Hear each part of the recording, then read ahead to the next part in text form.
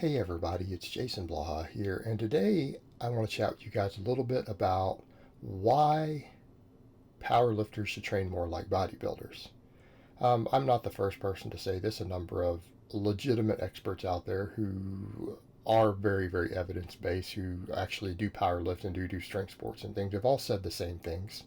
Everyone ranging from really Louis Simmons in his own way up to people like Greg Knuckles have said it. And when we say that, what does it mean? Does that mean that you're supposed to do a body part split and 17 different exercises for your biceps and flex in the mirror between sets? No, that's not what it means.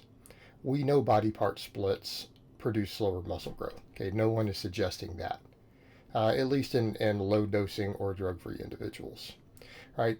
The whole chest day, leg day, oh, that's not what we're talking about. No, there's no possible way you could work your biceps from 5 different angles. There's maybe 2 different angles you can even figure out how to work your biceps from realistically, maybe 3. It's a very simple muscle. No one is suggesting that. So what do we mean by that? Do we mean not doing heavy singles? Of course not. Of course not. You should be doing heavy singles. They're bread and butter for a strength athlete. We mean training for hypertrophy. That's one of the issues that we have, and when we say that, people get confused. I even get clients who, when we bring this up and I have them do a bunch of tens, are like, isn't this just hypertrophy training, which you kind of said size equals strength, and then the misunderstanding there is not that. It's that bodybuilders try to find ways to do more training volume and recover from it. Okay, because hypertrophy is their bread and butter. And workload, and I hate to use the term volume because when we say volume, people get that confused. If I tell you do high volume training, what pops in people's heads is, I don't know, 5 sets of 10 on 3 different exercises for a muscle and just feeling the squeeze. Right? It's removing the performance element. It's removing the rate of perceived exertion, the reps in reserve, all of that. Well, I can tell you right now that doing a 10 rep set to 1 rep in reserve, or even a 10 rep set to failure versus just chasing a pump, is obviously going to be heavier weight. And so what we actually mean when I say training for training volume, I'm talking about effective volume. Larger amounts of effective volume. That means quality reps. Picking exercises in which we can get a very high stimulus versus a fatigue. Doing a lot of medium and high rep training. Okay, most of your training should be comprised of that, even as a power lifter. And what you start finding is that a lot of these old modalities just don't produce enough muscle growth. The muscle growth is too slow. Yes, you get very good at moving heavy weight, but if we're limiting muscle mass, we're limiting strength potential. And, when people think of a powerlifting setup, what do they think? Oh, they come in and do 3 sets of 3 on the squat, 3 sets of 3 on the bench, 3 by 3 on the deadlift, and maybe a bunch of upper back work. And that's actually true. A lot of powerlifters have historically trained in methods like that for at least blocks. So what we're suggesting is that we need a lot more hypertrophy, and hypertrophy for general hypertrophy and for weak points. And it doesn't mean you can't get maximum hypertrophy off 3s. You could technically do it off 1s, but you have to look at what we're talking about with the time commitment and the recovery commitment. Simply put, it's easier and quicker to do sets of 10 to grow a muscle than it is to do sets of 3. Okay? Done correctly, to get the same amount of muscle growth, it's going to take you half the gym time. It's going to beat you up less.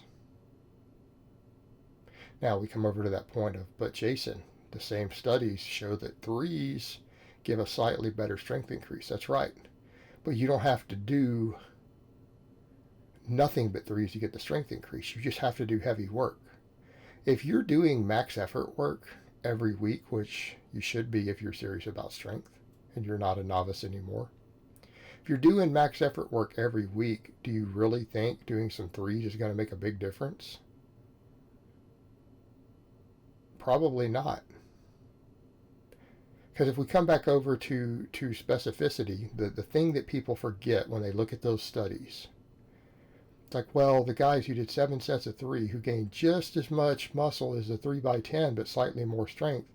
Why? Because they lifted heavier weight for the 3s. In short, you get stronger by straining against a heavy weight. And because they lifted heavier, because again, doing 3 reps, you can lift a lot heavier than 10s on the same exercise, they gain more strength. Sure. 1s is even heavier. You'll gain even more strength. So what I'm suggesting is that when you look at even that sort of data, 3x10, they got out of the gym at half the time. It took less than half the time to perform 3 sets of 10 than it does to perform 7 sets of 3. They also didn't feel as beat up throughout the week. If you're doing heavy singles to build your peak strength, maximum strength, intramuscular coordination, you can focus everything else on training like a bodybuilder thinks. I'm not saying you need to run an exact bodybuilder routine, because there is no such thing. There's a million different training styles for bodybuilding, and they all end up looking the same. All right? Because bodybuilding is largely genetics and drugs. The training matters, but it maybe isn't quite as important in that context. They all end up looking the same. I can't tell them apart. So what I'm saying is focus on hypertrophy, focus on weak points. That means coming in and doing sets of 10s, 15s, maybe 20s. I wouldn't necessarily do a lot of 20s for upper body. Maybe some small muscles. Maybe some smaller muscles. Maybe you're really lagging muscles. You could do some extra really high rep stuff for. Why? Because they're possibly lagging muscles because of lack of blood flow, lack of total work capacity. Right? Maybe your biceps lag, maybe your delts. Maybe your triceps. You could do that. Wouldn't be a bad idea. But, I don't know, doing a lot of sets of 10s for your upper body. Maybe doing some 15s and 20 for your lower body.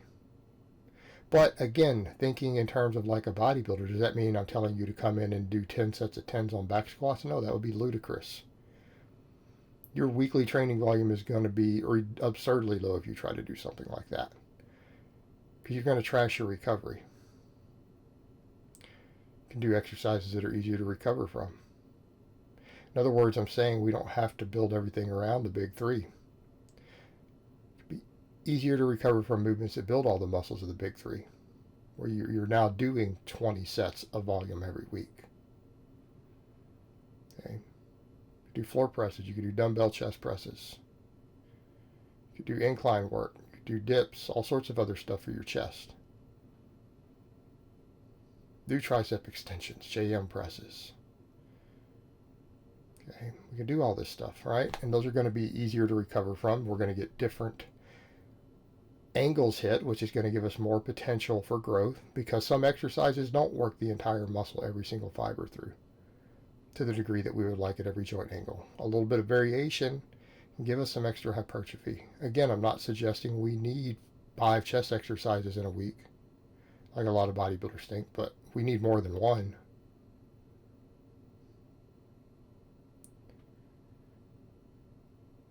For your quads, you could do some hip belt squats. You could do step ups. You could do split squats. They're all a hell of a lot easier to recover from squats, and you can come in and do multiple sets of 10, 15, 20 and recover from it. Hamstrings. You can do high rep good mornings. Hamstrings and back to build your deadlift. Include ham raises, reverse hypers, various forms of hyperextensions. If you want to include ham device, 45-degree hyper there. You've got a lot of options, guys. And you could even do a Romanian deadlift. I think good mornings are better. All right, you have options, but you need to be thinking in terms of building all these weak links, of building all this musculature and maximizing the size. You have to think in terms of stimulus to fatigue. You have to think in terms of training volume. Right? Or you're never going to maximize your strength. You have to maximize your size and your body composition eventually if you really want to be brutally strong. You have to. Why do you think guys use gear? Okay? Do you guys think really anabolics make you stronger without gaining muscle? Not really. Very few. They don't contribute much. Guys use tons of gear because they need more muscle to be stronger. And they improve body composition. Right? So if people are taking drugs specifically for that goal, maybe your training should incorporate that same goal to a massive extent. Maximize your hypertrophy. It'll make you a lot stronger.